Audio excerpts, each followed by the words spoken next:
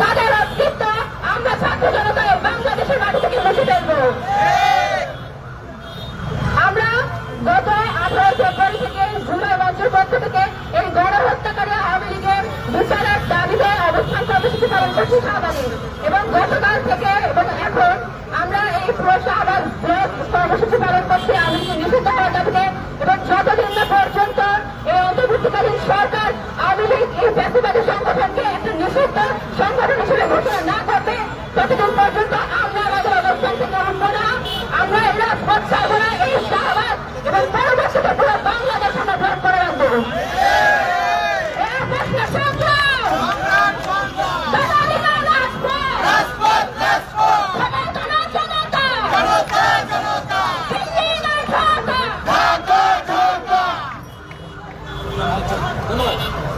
এই পর্যায়ে আমাদের সাথে বক্তব্য দেবেন ঢাকা বিশ্ববিদ্যালয়ের শিক্ষার্থী চব্বিশে গণ আন্দোলনের অন্যতম সম্মুখ সাহেব যোদ্ধা জনাব শাকিল মিয়া।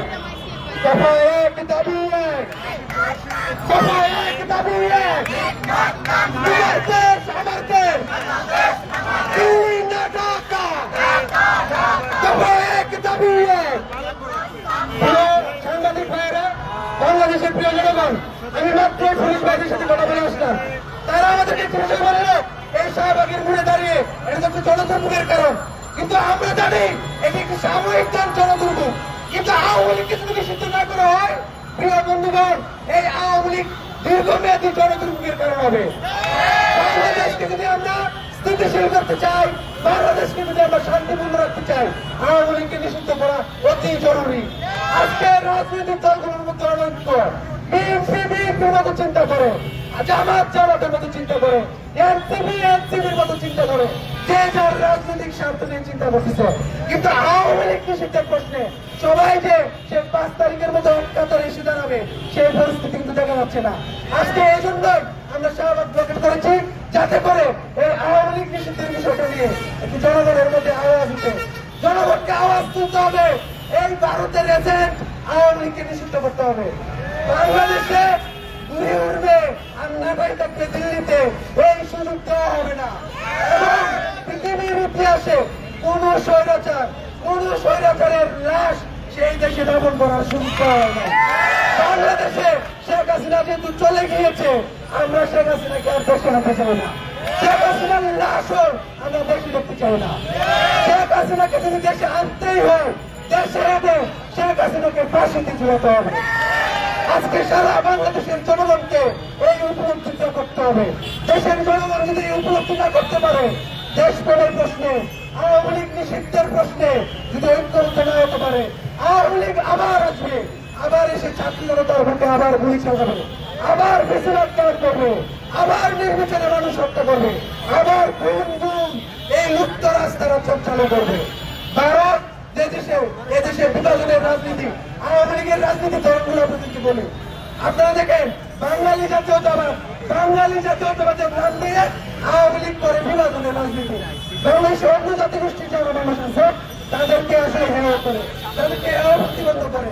সমাজতন্ত্রের নামে আওয়ামী লীগ সমাজে বৈষম্য সৃষ্টি করে, সমাজতন্ত্রের নামে বৈষম্য সৃষ্টি করে, আর গণতন্ত্রের নামে আওয়ামী লীগ করে উচ্চুরি করে। রাতের বুটের নির্বাচন, দামি নির্বাচন, এবং দেখা যাচ্ছে আপনার এই যে ধর্ম নিরপেক্ষতার নামে আলেম সমাজের উপর নির্বিচারে হত্যাকাণ্ড চালায়।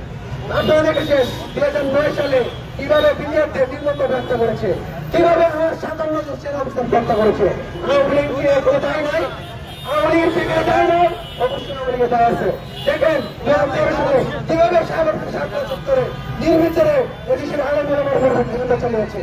আপনারা দেখেন 2014 সালে কিভাবে একটি একটা নির্বাচন আয়োজন করেছে, 2018 সালে কিভাবে তারা রাতের আয়োজন করেছে, 24 সালে কিভাবে তারা এসে দামি নির্বাচনের আয়োজন করেছিল। সমস্ত পরিস্থিতি শেষে সবকিছুতে এদেশের জনগণ যখন ঐক্যতা এগিয়েছে, ছাত্ররা যখন এক হয়ে গিয়েছে, শেখ হাসিনা কিন্তু পালাতে বাধ্য হয়েছে। শেখ হাসিনা পালিয়ে গেলেও তার দোসররা এখন জায়গা থেকে হয়ে গিয়েছে। সেই দোসররা বাংলাদেশকে অস্থিতিশীল করার ষড়যন্ত্র চালাচ্ছে, দেশের ভিতরে বসে, দেশের বাইরে বসে। ফ্রান্সে, ইন্ডিয়ায়, দেশের পৃথিবীর আনাচে কানাচে তারা পালিয়ে গেল। তাদেরকে পালাতে কে সাহায্য করেছে? আমরা জেনেছি ক্যান্টনমেন্ট থেকে কেউ না কেউ সাহায্য করেছে। ক্যান্টনমেন্টের ভিতরে থাকা আওয়ামী লীগের দূষকদের হুঁশিয়ার করে দিতে চাই, আপনারা যদি আবার আওয়ামী পুনর্বাসন চান, যদি রিফাইন্ড আওয়ামী লীগ নামে নতুন কোন তার মধ্যে চান, এদেশের ছাত্র জনতা মেনে নেবে না। ছাত্র জনতার মধ্যে যতই অনৈক্য থাকুক, যতই ঝামেলা থাকুক, আওয়ামী লীগ নিষিদ্ধের প্রশ্ন সবাই